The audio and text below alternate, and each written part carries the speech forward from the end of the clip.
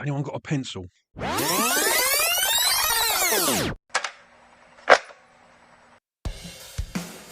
Hello and welcome to the Mixtape podcast. My name's Mark and I am your host. Thank you so much for tuning in for this week's episode. Every week on the show, I ask my guests to make up an imaginary mixtape and pick 6 tracks for it. I've had some incredible chats. They're already there in the archives, just waiting for you to stumble across them. I've had chats with Steve Kilby from The Church, Rowetta from The Happy Mondays, Rick from Ash. I've had Al Anderson, one of the original Wailers. I've had Clint Boone from Your Spiral Carpets. I've had Donita Sparks from L7. I've had Scott Kirkland from The Crystal Method. There's lots and lots of episodes sitting there waiting for you to discover. If you enjoy this week's episode, please feel free to rate it 5 stars on Spotify and or jump up to the top of the page and hit that old follow or subscribe button, and you'll be notified every time there is a new episode. Catch up with everything I'm doing by going to www.themixtapepodcast.com. That's enough of the intro. I hope you enjoy this week's episode. Hello and welcome to this week's Mixtape show. And today I'm absolutely delighted to be joined by Dick Valentine from Electric Six. How are you, Dick? I'm Dick Valentine from Electric Six. Nice to meet you, mate. How are you? I feel like $1 million. I feel like I'm ready to come down there and make a whole lot of money. That's one of the things I enjoy about Australia is the money. That's right. So you're coming to Australia on the Greatest Hits tour. I'll rattle off the dates real quick. So it's August the 22nd, the Triffid in Brisbane. August the 23rd, the Metro Theatre in Sydney. August the 24th, it's the Croxton Band Room in Melbourne. That one is sold out. There is a second show there. Sold out. Yeah. That one's sold out. The 25th, you've got a second show at the Croxton Band Room in Melbourne. August the 30th, the Gov in Adelaide. August the 31st, the Rosemount in Perth. That one is also sold out, but you have very kindly added a second Perth show at Freo Social on September the 1st. It's metropolistouring.com for tickets for those. It hasn't been too long since you were here last, Dick. Is that right? It was last year or the year before, maybe you were in Australia? That's right. This is sort of a double dip, if you will. That's what we had such success that we said to ourselves, we got a double dip.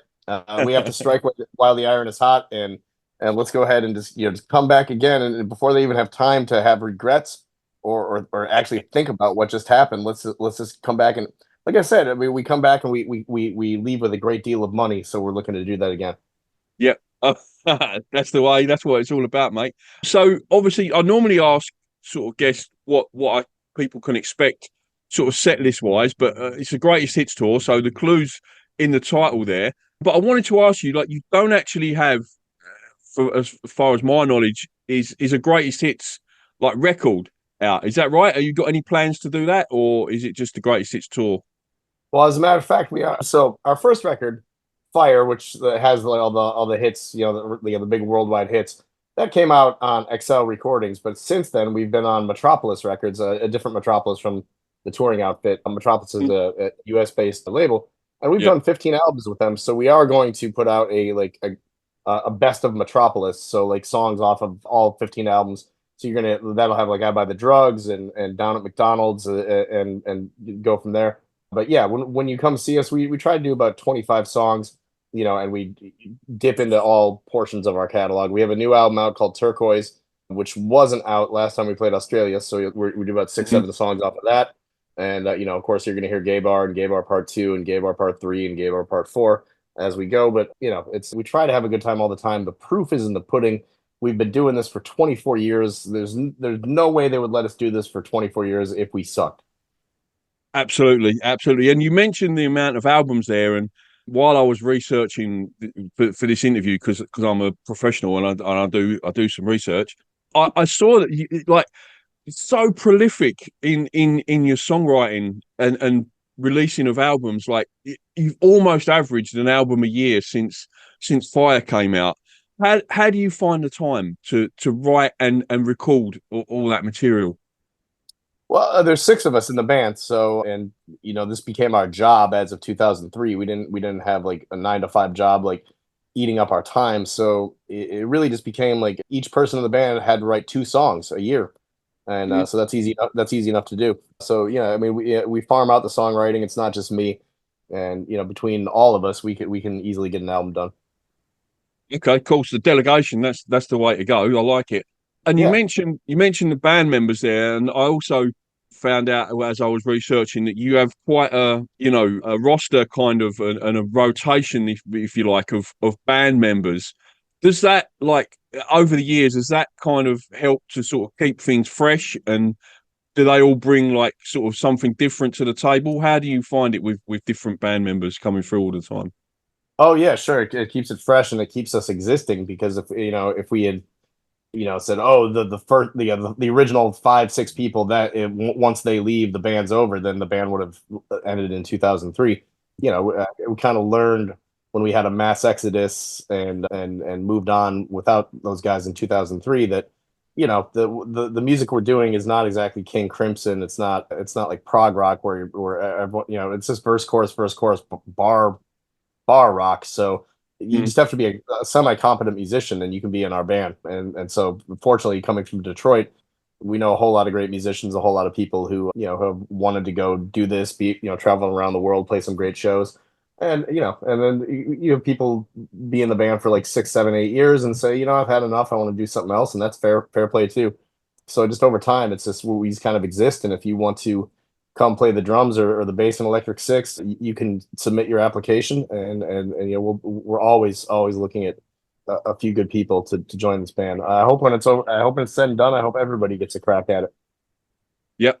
Awesome, fantastic. And as well with the prolific songwriting, not only do you put out Electric Six albums, you also put out solo albums as well. So like when you're writing, what makes you go, right, okay, that's a solo song, that's an Electric Six like song. Do you have any kind of process for that, or how do you decide what goes where?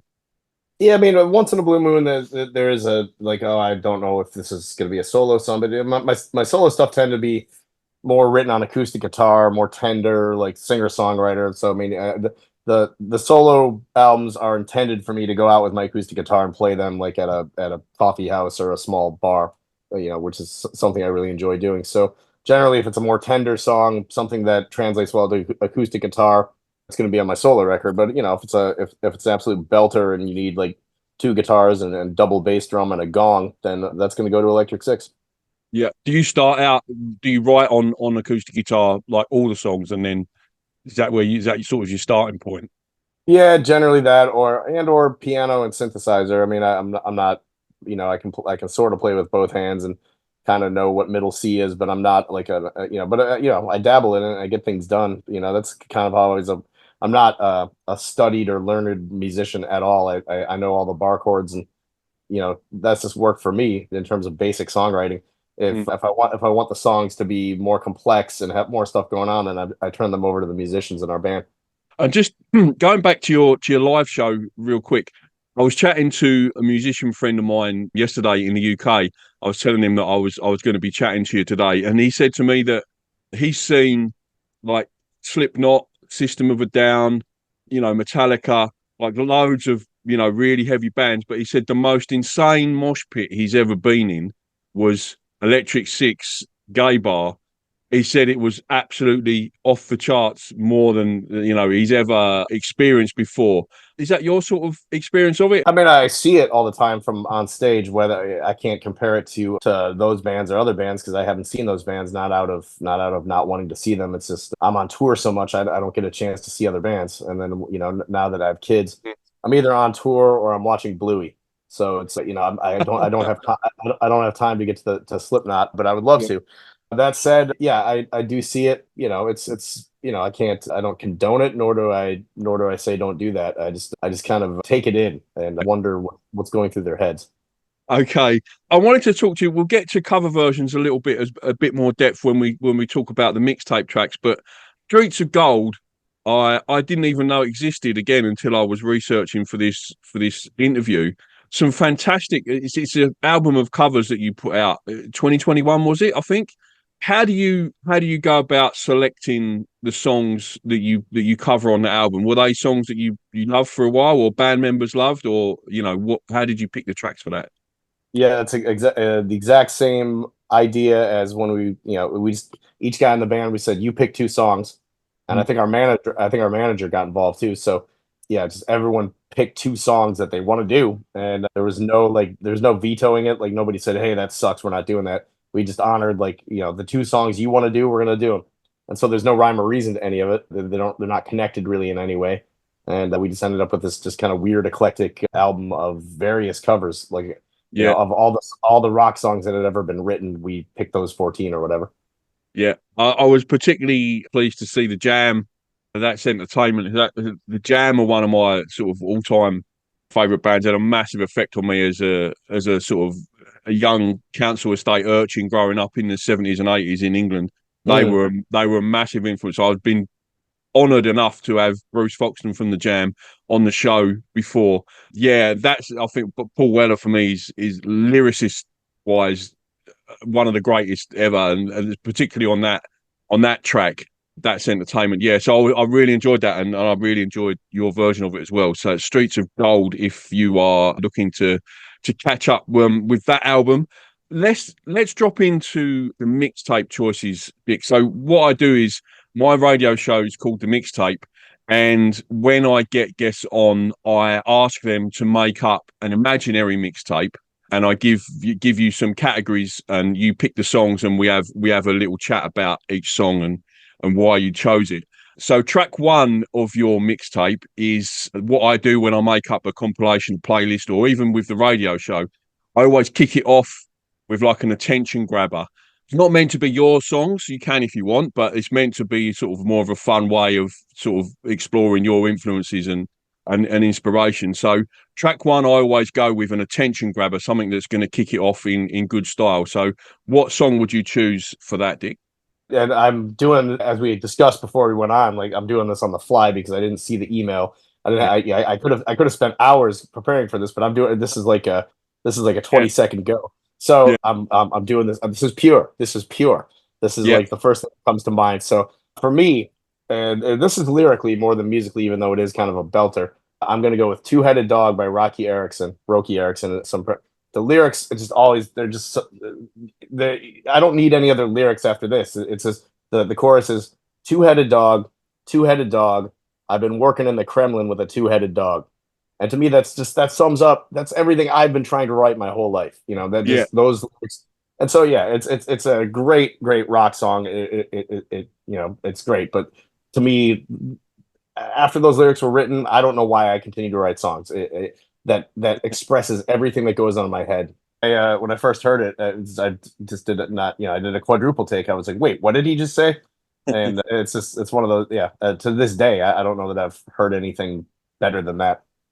So what I do, Dick, on the radio show, we'll be dropping the tracks in between each track choice. We'll be playing them out. Obviously, on the podcast, I can't put the music on because it's licensed content, but there will be a Spotify playlist. There's a link in the description if you're listening on the podcast or the YouTube channel. There will be a Spotify playlist in the description so you could drop in and listen to the track choices. Track two is song that you sing when you're on your own in the car or the shower.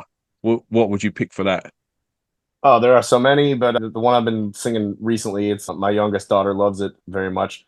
So I did sing it in the shower. Is Mexican Radio by Walla Voodoo. Do you know that one? No, I don't. No. Okay, yeah, it's from the early '80s. But yeah, the standout lyric for that is "I wish I was in Tijuana eating barbecued iguana." It's just I don't know what it's about. It's about listening to Mexican radio, but it's such a great kind of new wavy pop song. Yeah. And I know all the lyrics by heart, and I just I just have to sing Mexican radio, and then I'm reset. I'm ready to go. That sounds like they've gone right. What rhymes with Tijuana? Barbecue. Yeah. When they've written that, what rhymes with Tijuana? Because there's not that many. Iguana, brilliant. Yeah, let's go with that. Yeah, that's it. Yeah. Okay, track three, Dick, is pick your favorite cover version. What would you pick for that, mate? A song that I would cover, or a song that we have covered. A song, a cover version that you like, not necessarily one that you've covered. Oh, so somebody's done a cover of. I get it. Oh, I see what you mean. You know what? It seems really obvious, but I mean, man, the Sinead O'Connor version of "Nothing Compares to You." I was just thinking about that. like, you know, Yeah, the Prince version is great, but like she just yeah, took it to the next level. So there you yeah. go. Iconic video as well for that. Such a simple concept for a video, but so powerful and impactful. And I can't believe you're the first person to pick that cover I version. I like a very beautiful song, you know. So Yeah, yeah. that's up there. Chris Cornell does an incredible version of that as well. Amazing version. I think it's on one of his live albums, but yeah, another incredible version. Yeah, fantastic choice. Good one, good one. Track 4, and this one sometimes takes a little bit of thinking time. What is a song that you wish you could play to your 18-year-old self? That's easy because when I was 18 years old, I wanted to be doing what I'm doing right now. Like, so when you're 18, like, you Hmm. know, I wished I was in a band touring the world. So I would pick an Electric Six song to play to Yeah, my 18-year-old self. And I would go with the first song off our new album, Take Me to the Sugar, which is, I think, just one of the poppiest, catchiest songs we've ever done. And I would yeah, say to my 18-year-old self, I would say, this is you. This is you, bud. This is going to be you yeah, in 30 years. Stay with it. Don't give up. And so, yeah, Take Me to the Sugar off our new album, Turquoise. That's what I would play to my 18-year-old self to yeah. as a kind of like, this is what you're doing. That's the category where most artists and musicians pick their own songs just to like you say, just to give them a, you know, stay on track. Like, this is where you can be in the future. And there's a couple of ways of looking at that. Sometimes it's like lyrical life advice that people want to give themselves, or other times it's examples of where they're going to be. But yeah, that's one of my favorite questions to ask, that one. Yeah, that's totally. I mean, that's totally it. Because when I was 18, I was such a I was like I was writing imaginary set lists of songs that didn't exist. I would just like write like titles of like, this is what my show is going to be. Like, I hadn't Yeah, even written the songs yet. So yeah. yeah, totally geeking out on it. And so yeah, I mean, it's not lost on me that, you know, I am lucky enough to be doing exactly what I wanted to do. What sort of stuff were you actually listening to when you were around that age, Dick? Sure. I mean, I was when I was 18. I mean, that was when the Pixies were kind of at their prime. Mm, They were, you know, it's like Bossa Nova, Doolittle, all that. So I was going to see them and listening to them quite a bit. You know, Talking Heads were a big influence at the time as well. So yeah, I mean, and Captain Beefheart, I was a massive Captain Beefheart fan. You know, I yeah. still kind of pull from him, you know, to this day. So you know, just things like that. Cool. I can definitely see the beef art influence in your stuff. Track 5, Dick, and something we've all done. I know I've done it. Put a song on your mixtape to let the listener know that you're romantically interested in them. If you were trying to woo someone with a mixtape, what song would you put on there? Oh, all right. So nothing was coming to mind, so I just Googled it. Going with "I Just Called to Say I Love You" by Stevie Wonder. Ah, yes, classic '80s love song. Super. Hey, That it's the always first it's the first one that came up. So, yeah, that always reminds me of that scene in High Fidelity. Have you seen that movie? oh yeah, absolutely, yeah, Where yeah. I mean, it's get out of the store. Yeah, it's to the point. Yeah, I just called to yeah, say I love yeah. you. Oh Yeah, yeah, yeah. I should fantastic, I fantastic should call more choice. I should call more people and tell them that. Absolutely. We all should. We all should. And finally, Dick, the last track I'm going to ask you to put on your mixtape is something that's maybe a bit left field, a bit obscure, something that you don't think gets the kudos or recognition that it deserves. Yeah, it's not that obscure. I just think that when you think of Blondie, you think of What Heart of Glass, you think of Rapture. Those are the big hits. But man, Hanging on the Telephone, like, I mean, to me, that's just the catchiest rock song I've ever heard. And like, I just, you Yeah, know, when I'm done listening to it, I want to listen to it again and again and again. And so, yeah, like, you know, I think, you know, I think to me, that's just the ultimate, like, you know, chugging bass line, like, you know, just kind of four on the floor rock song. And, you know, I think it should be at the top of every list. If you were to like, you know, like go to an alien planet and say, what is rock and roll? You know, that would be the number one song I would use. yeah. Perfect example of that for sure. Dick, just to finally wrap things up, future plans for Electric Six. What have you got sort of rolling after the Australian tour? What have you got coming up later on in the year? Yeah, we always do November and December, kind of doing Europe and the UK. You know, a lot of the same venues around Christmas time, and so that's kind of a tradition. Other than that, we hope to kind of get our greatest hits of Metropolis record going. and then start the next studio record. I have another solo album in the works, and it's just constantly writing songs, getting them out there one way or the other. But yeah, Electric Six is definitely got an album or two left in us. Sure. Look forward to those. Can't wait to hear those. Really looking forward to seeing you at 30 Social on the 1st of September. Safe travels down under, Dick, and I'll catch you then, mate. Thanks for coming on. Yeah, thanks for having me. Cheers, mate. Thank you. See you care. later. That was the Mixtape podcast. Thank you so much for listening. Don't forget to jump up to the top of the page and smash that follow button, and you'll be notified every time there's a new episode. Or follow me on Instagram at the Mixtape Perf. Till the next time.